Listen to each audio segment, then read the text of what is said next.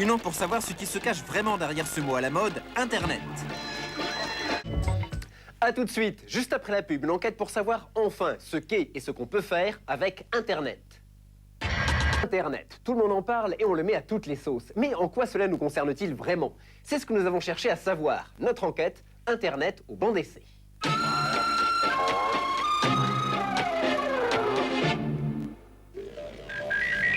Dans la plupart des entreprises ou des universités, les ordinateurs sont reliés les uns aux autres par un réseau de câbles. Internet, comme son nom ne l'indique pas en français, c'est l'interconnexion entre eux de ces milliers de réseaux d'ordinateurs.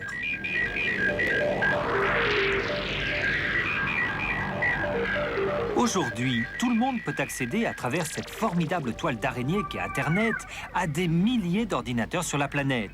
Si vous n'avez pas d'ordinateur chez vous, il vous suffit d'aller passer quelques heures dans un de ces fameux cybercafés.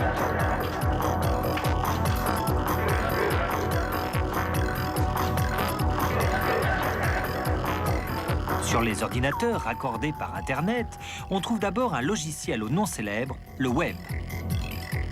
Alors je vais vous expliquer ce que c'est que ce qu'on appelle le web. Grâce à ce logiciel, vous pouvez depuis votre écran consulter des textes, des images fixes ou animées ou encore des sons, toutes ces informations étant stockées dans un gros ordinateur qui peut être situé en Amérique, au Japon ou à Paris. It's midnight in Europe. Ainsi, le web vous permet de vous promener à l'infini dans les millions de pages existantes de ces milliers d'ordinateurs. Un simple clic de souris sur un mot souligné et l'on aboutit par exemple à la biographie du compositeur Leonard Bernstein. Voilà. À la visite des expériences de la NASA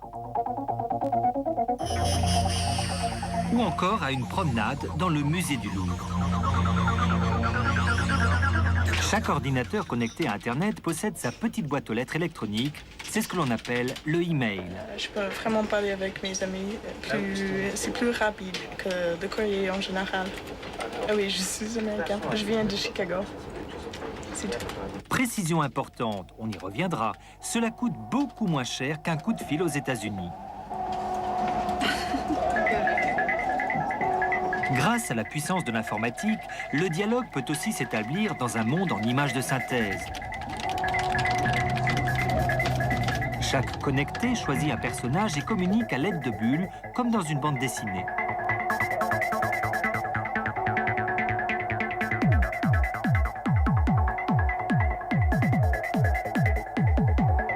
Ici, de gauche à droite, un Américain, un Japonais et un Français sont en train de discuter et de se faire des signes sans quitter leur domicile.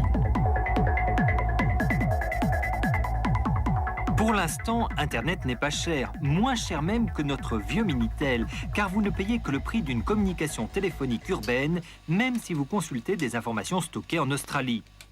Cette semi-gratuité a un inconvénient. Pour l'instant, à la différence des exploitants du Minitel, les fournisseurs d'informations ne gagnent pas d'argent avec Internet.